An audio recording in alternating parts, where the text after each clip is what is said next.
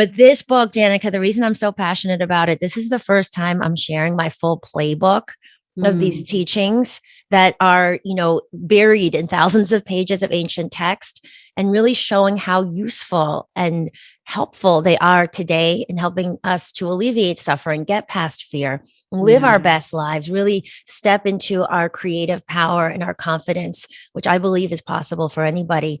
And there's supportive science and stories to show their relevance. Yeah, which is great. And there's like calls to action. And so Yes. when you say playbook, as I'm reading it, I'm like, it totally is, because you hit on so many different topics. And sometimes I read a book about spirituality or some sort of facet of wellness. And, Yes. you could have probably taken this book and made 5 different books out of it. You could have a book that just has It's to true. do more with meditation and connection Yes. with your body. And then you could have done another one that has to do with like, the relationship with the outside world and things. That you could have probably broken this down into so many different books, but you didn't.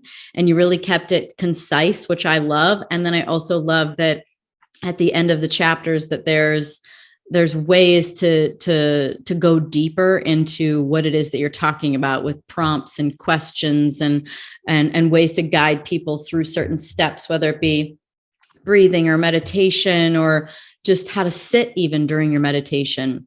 And I just think that that's so great, because it's like one of those things, it's like going to a wellness conference and you leave feeling like so buzzed and energized and excited. And then, a couple of days later, you're kind of like back to normal because nothing's changed. And so I love that there's ways that people can go deeper, and that you encourage them from the very beginning in the book, where you say, get a journal out and get ready to start writing, because that's such a huge part of it. And I've found that with my own practices, that the more that I say things out loud, the more that I write them down, the more that I get these really gems of prompts make you just Yes. open up like a flower. Mhm. And sometimes there's rainwater in the flower in the form of tears, but so beautiful. So beautiful.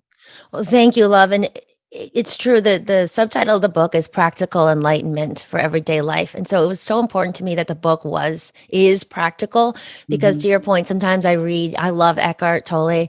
I read his stuff and then I'm like, this sounds really great. I'm on board with the philosophy, but how do I really live this? Right. So every chapter, like you said, whether it's going into confidence, there's a 90-second reset if you start to find yourself in comparison mode or triggered or whatever it is, to come back. Same thing with abundance and so on and so forth. So the book is structured in 3 parts. The first is getting past the biggest blocks.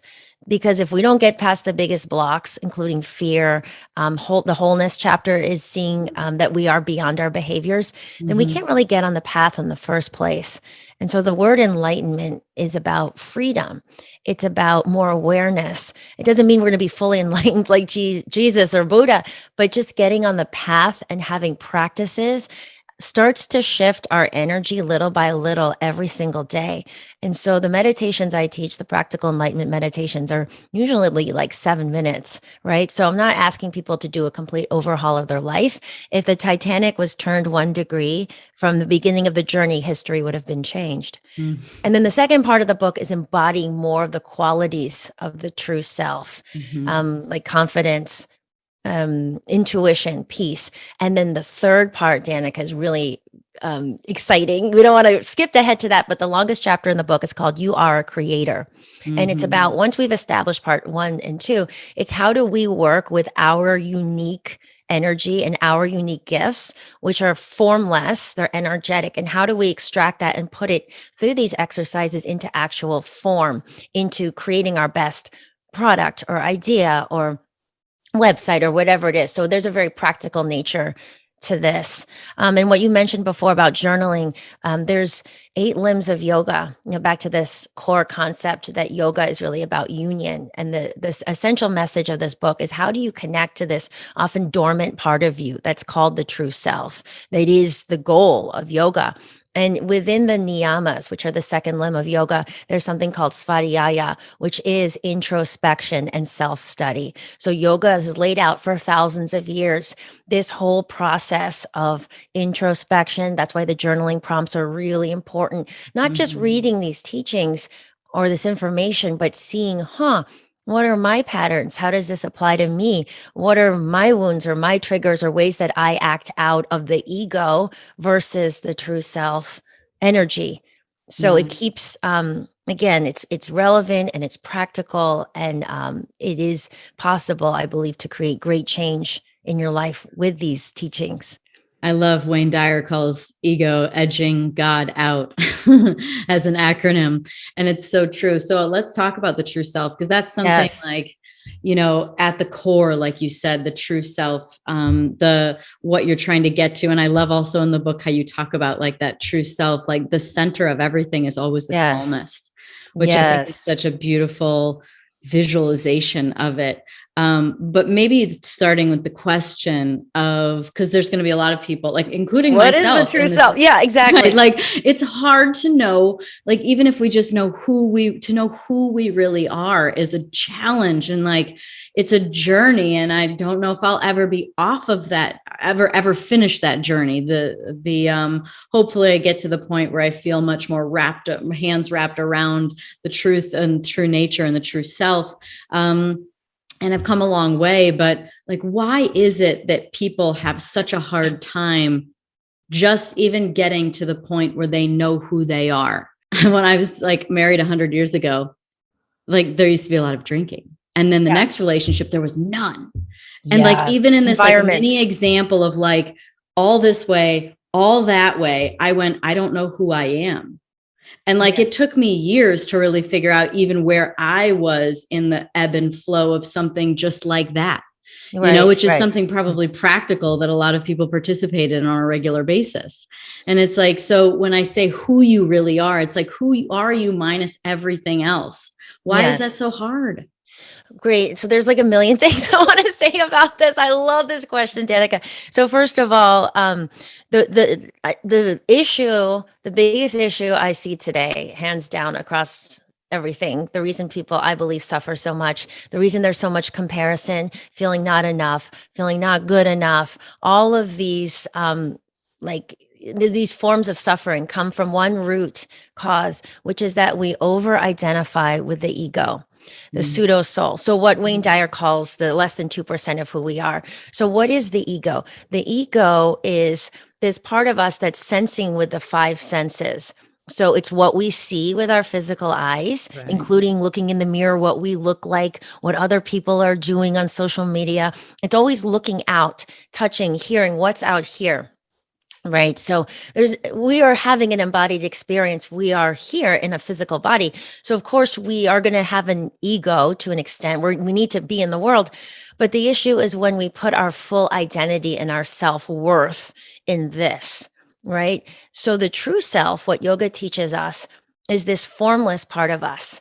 So it's not something we can see with our physical eyes necessarily. It's beyond what we look like, and it's also beyond what we do. So I want to get to behavior in a moment. Yeah. So this part of us is, it's the voice of the heart, of the intuition. It's this part of us that's beyond thought. Like Eckhart used to always say, beyond thought. I didn't really know what he was talking about, but we tune into this stable resource inside of us, this courageous, infinitely creative intelligence inside of us. When we learn, we've had to get to know it. So first of all, we need to spend time out in the world and balance that with inner connection, meditation, stillness, being in nature. Because otherwise, like you said, we get very confused and we start to identify who we are without here. So anytime you're saying to yourself, I don't feel good enough. You see something that triggers you, like someone walks by and you're like, oh, I should be 10 pounds lighter or whatever, or something happens, or, whatever. You see a social media post and you think, whatever it is, it's important that first of all, in that moment, you pause and that feeling comes up. You start to recognize it and you say, oh, I'm identifying with my ego in this moment. Right. That is what all of that is. Because when we are connected to the true self, we understand that we are this unique creation of spirit, and no one can be us, and we can't be anyone else.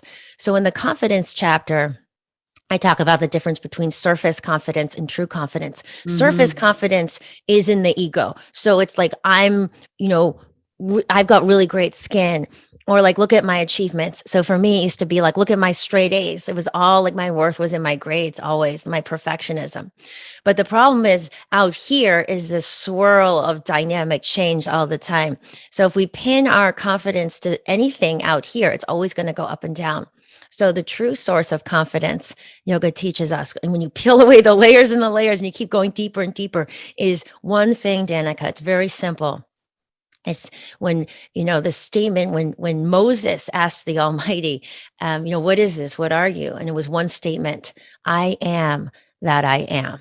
Right. So confidence in the very purest sense comes from I am. I'm here.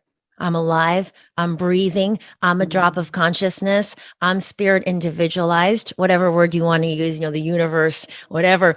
But I am here. I am present. I am alive. And that is where the real confidence comes from.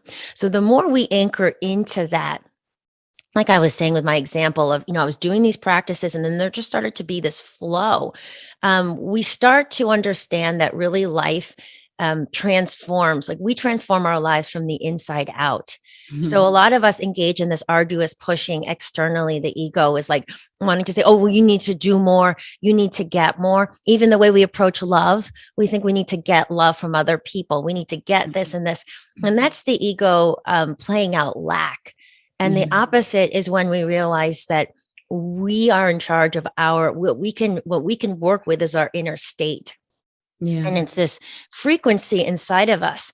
Abundance is really showing with the fullness of this moment. So we're here and we're present and we're breathing and we're not lacking anything. We're not comparing ourselves. We're not in ego identification. We are in connection with this essence inside of us. And then that repeated frequency over time starts to attract and create. People are drawn to you. People say, oh, what is this? What are you working on? They want to, opportunities come and more relationships, things get deeper and deeper. And so it's this beautiful unfolding, Danica, of your entire life, which is why I'm so passionate about this book, is because I've seen in my own life, and I talk about in the book some really hard times I've been through and some really,